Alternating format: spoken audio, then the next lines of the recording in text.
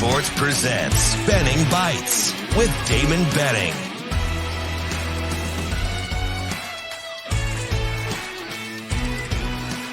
Benning Bites with Damon Benning. Another episode of Benning Bites. What are the things that you would pick my brain about? What interested you that I can expound upon? That's kind of how Benning Bites works. So you always have to keep me in the loop. However you get us, Apple, Google it, Spotify, whatever works. We just appreciate you fine people being a part of what we do, right? We're enjoying it. My man AR, Andrew Rogers. Give him a follow at Andrew Rogers TV, Coffee and Cream. Well, just imagine when we get like our own Twitter handle. It's hard enough to manage Hurrdat Sports, but we'll figure that out, right? As we kind of navigate these waters together. So happy together. See, the scary thing about Benning Bites is I'm left to my own vices. So sometimes if I just break out in song, I apologize, even though I know I'm a terrible singer.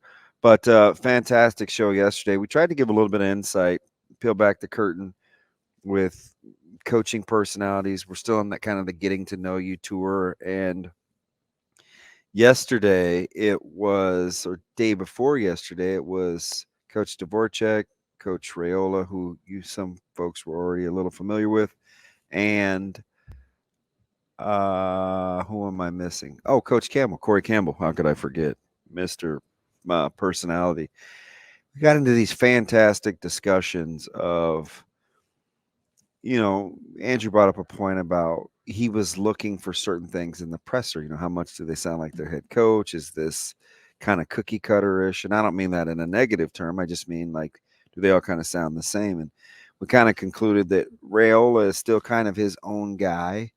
He spent the least amount of time reflecting on his relationship with Coach Rule and kind of the growth and how they had known each other in their previous life. And so that kind of weeds itself right out already, right? Because he was the holdover that had no pre-existing relationship with Coach Rule. But I do think it's cool that they're so honest and candid with one another.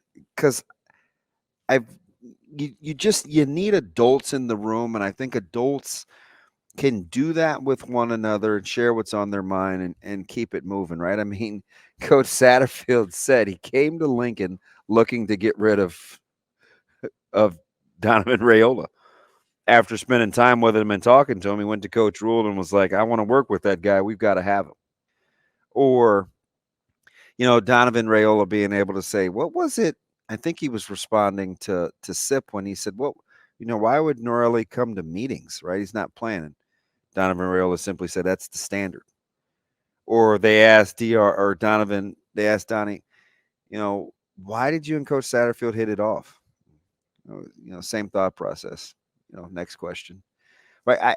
I love the fact that you can say some things about and to one another, and they're on the same page because there's a common vision, and it's typically shared by common language. I'm just going to keep hammering the commonalities out because sure as I'm sitting here, there is nobody that's a president of a Fortune 500 company or successful businesses that don't use common language in order to share in a common purpose. I just think it matters. And you won't ever see well, I don't like to speak in extremes. I think the days of getting mixed messages and contradictions in press conferences are over. I think the message will be clear and controlled, and it will be unified. And I think that will go a long way because players, they want to see modeled leadership and consistency. And I think when you have common language, it's like Coach Rule said a couple, 2 or 3 weeks ago, where he said it's just built-in accountability. It builds discipline. And you know where you're really seeing it? It's not even in football. It's in basketball.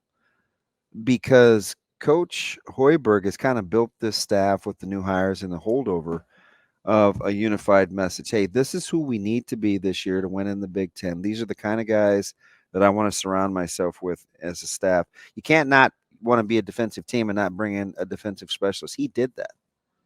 and bring a defensive-minded coach. I still want to be able to recruit, so I need a couple of guys that'll be on the ground level. He did that. I want to get more into fit and character. He did that. And it's like, why was he able to reset so quickly? Well, it started with a common vision. They shared a purpose.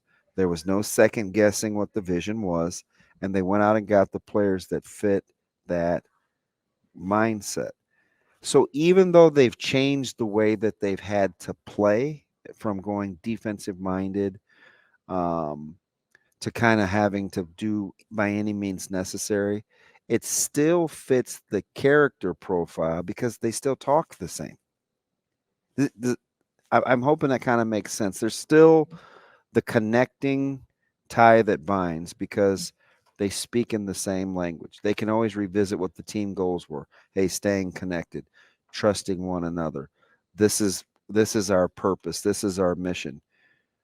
Even though the goalposts have moved slightly, the baseline for what it is that they want to do together and how they want to do it together hasn't changed. And that's ultimately what I think the football program is after because there's staying power in that. And I think the best way to do that is to model that behavior. And hopefully the first year you'll see it manifest itself because I don't think you can keep the same folks around and not get the culture right in year one. So hopefully you get the culture right in year one. Otherwise, you have to kind of start over with the pieces in place because it's very difficult to reset the culture with the same people if that makes sense. Okay, hey, listen, in year two, we're going to cast a different vision, okay? Is everybody with me on that? Yeah, not a lot of success in that. So I think it's critical to have the common language because it does build in discipline. And so the press conferences were interesting. Why did I gravitate to Coach Dvorak? Well, a couple reasons. Andrew nailed it during the show. If you missed it, shame on you. No, I'm just kidding. Well, no, I'm not. I'm joking, kinda. Shame on you for missing it. But go back and listen. Right? He said, I know why you love Coach Dvorak. He loves football and he wants to learn. It's about the relationships. And I was like, yeah, you know what? He couldn't play, so he wanted to figure out how he can contribute because he loves football. They're just checking off boxes of doing it because you can versus doing it because you want to. And I think because you want to and you have a vested interest in it emotionally, it's just built-in skin in the game, baby. And I like that because this job, it's what it takes. You got to be willing to exhaust all options, and at the end of the day, it has to be for something greater than you. And if you love where you're at and the and what you're doing it for, you give yourself a chance to have success. It's not guaranteed, but man, is that called staying power. Why do I do what I do for my family, you may ask? You might ask yourself that every day. You may not feel like going to work. You may not feel like doing a job to the best of your ability. You may feel like making a couple of bad choices throughout the course of a day or over a weekend. Why don't you? Because you love something greater than you love yourself in the moment to do something selfish. What's the greater good? What's the greater purpose? That's the way that this football team has to work. It can't just be about the wins and losses. It has to be for something bigger than yourself. I've given the example about being able to cheer for teammates that are performing at a high level and it's at my expense, but it's because the bigger purpose is the goals that we have in place. And I can say, hey, go Lawrence. It helps us achieve what we want to be as a team. And I can genuinely have his best interests at heart. I don't know how and when. Well, I do know the how. I don't know the specific moment in which that happens for other people on teams, but I do know when it happens. You give yourself a chance to do some beautiful things. Make sure you tune in to the show Coffee and Cream coming up. You can get us on ESPN 590. We'll be on KFOR at 9 in Lincoln. But whatever you do, make sure that we're a part of your day. We appreciate you. It's Benning Bites.